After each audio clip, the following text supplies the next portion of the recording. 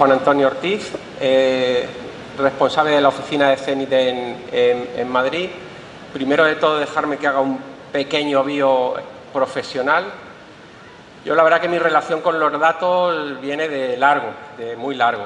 Estudié estadística hace muchos años, de eso no vamos a hablar. Y entonces, en aquella época en la que yo estudié estadística, las principales salidas que tenías era o programabas código en una de las grandes empresas de desarrollo del momento, o te incorporabas a una empresa de estudios de mercado, con lo cual empecé pues muy pegado al origen del dato, es decir, haciendo entrevistas a consumidores o personales o telefónicas. Y al poco tiempo de estar ahí, pues cambió mi relación con el dato. Yo tenía una oferta de una agencia de medios y dije, esto va a ser fantástico, con datos, planificando para conectar con el consumidor. Y me pasé cerca de año y medio, en vez de tratando con personas, tratando con un tomo. Os prometo que con 3 de estos hacías un taburete. Si hay alguien de la empresa InfoArcs hoy aquí, dará fe que los duplos tenían un tamaño como este, pues metiendo todos los datos de marcas, categorías, competencia. No existía ni Excel, estaba el Lotus 1, 2, 3 para poder graficar toda la información. De lo que no voy a hablar hoy es de la gran importancia que tienen los datos para la economía y para las decisiones empresariales que todos tomamos. De esto ya se ha hablado muchísimo. Se ha dicho que los datos son los nuevos medios, los datos es el nuevo petróleo. Lo que quiero que os quedéis es con la segunda parte de la frase, que estoy totalmente de acuerdo con lo que decía Sergio. Lo importante no es el dato en sí, sino, como pasaba con el petróleo, cómo refinamos ese dato.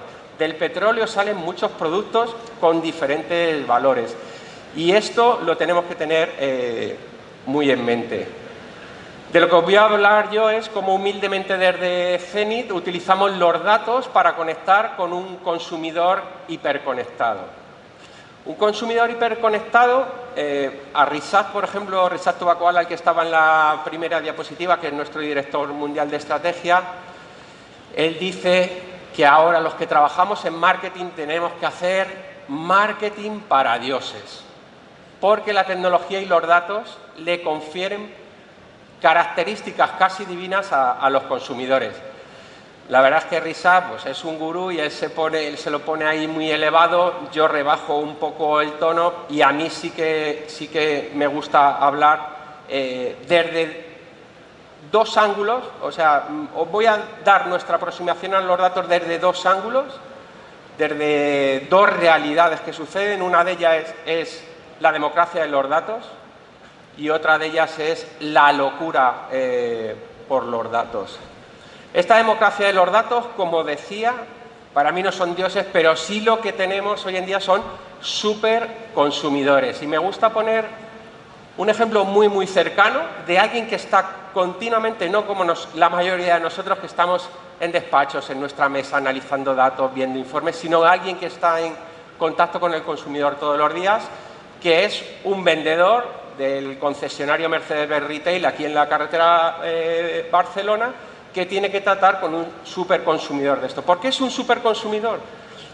Porque a mí José Ángel Hermosilla, que es un crack, un saludo desde aquí, me dice, es que cuando ahora llega un consumidor que no va a tomar una decisión banal, que es una decisión de 20, 30, 40, 50.000 euros, cada uno lo que le dé su bolsillo, claro, no estás todos los días como consumidor tomando decisiones de ese calado. Entonces, lo que me dice José Ángel es, claro, es que aquí llegan y saben casi más que yo del modelo que van a comprar. O sea, tienen una cantidad de datos y una cantidad de información que lo que hace es que tengas que ser muy transparente con ellos y muchas veces decir, oye, mira, pues esto no lo tengo claro y esta funcionalidad tampoco me la he mirado tanto. Y reformulamos de si los datos son el nuevo petróleo. Me encanta esta frase de Gupta, el director ejecutivo de un banco en Singapur, que dice, no, ya no es el nuevo petróleo. Los datos son el nuevo aire. Es cierto que él dice que los datos se democratizan y es el nuevo aire porque no tienen dueño. Es cierto que hoy en día hay grandes compañías que manejan muchos datos y de forma, en algunos casos lo hemos visto todos en el mercado, interesada. No vamos a hablar de los casos de utilización de datos de redes sociales en política y demás, pero sí que el dato es cada vez más libre y más ubicuo y el consumidor tiene un acceso casi total a la información que quiera. ¿Y esto qué hace? Pues esto pone de relevancia una gran frase de uno de los padres de la comunicación, David Ogilvy, del año 63, en la que nos dice: el consumidor no es tonto, el consumidor no es idiota, el consumidor es tu mujer. Pues imaginaos si en el 63 no tenían este acceso a los datos, a la información, ¿cómo es hoy en día? La conclusión: ahora todos tenemos que ser compañías data-driven.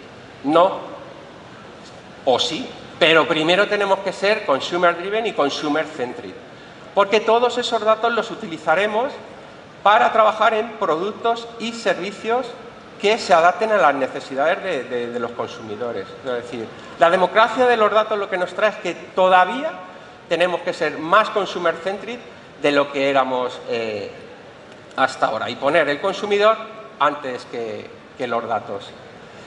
Y la otra es la locura de los datos. Esto lo podemos ver a nivel personal o a nivel empresa.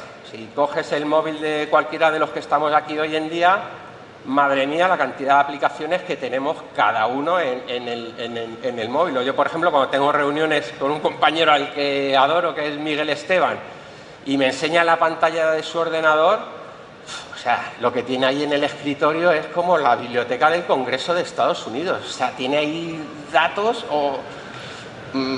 hay una diógenes del dato, lo comentaba antes. El tema es que ahora a nivel empresarial no lo vemos. Antes teníamos las empresas llenas de estanterías, AZs, CDs, etcétera, etcétera, o ibas al cuarto de servidores y decías: anda, hemos tenido que comprar otro rack, tal, no sé. Ahora está todo en la nube. Anda, mándalo para la nube y ahí está. Hay una locura por los datos que nos lleva a no saber diferenciar los buenos de los malos, los guardamos todos, ¿vale?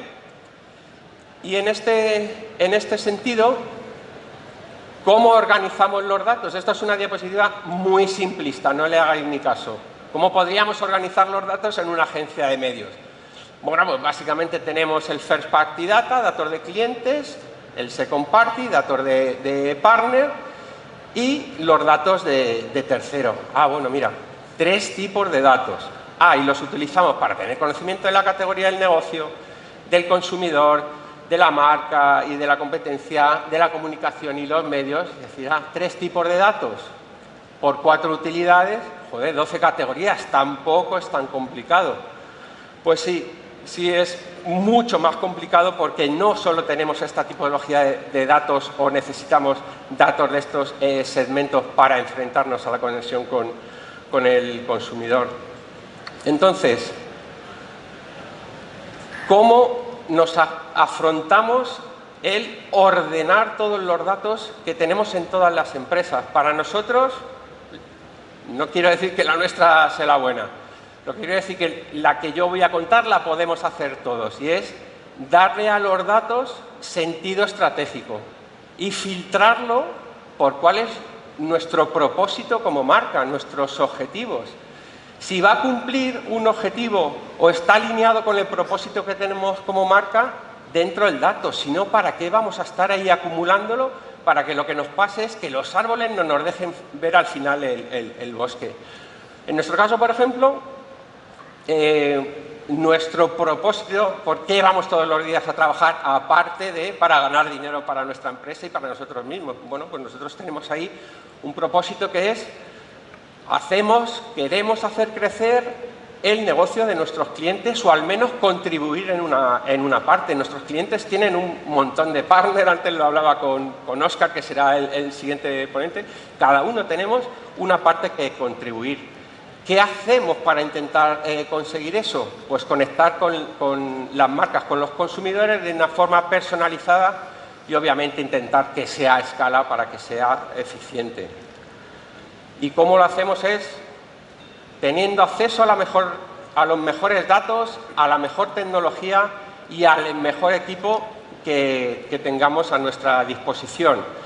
Datos, tecnología y equipo que no tiene por qué estar única y exclusivamente en nuestro cliente, en nuestra agencia. Puede estar en el cliente, puede estar en un partner con el que colaboramos.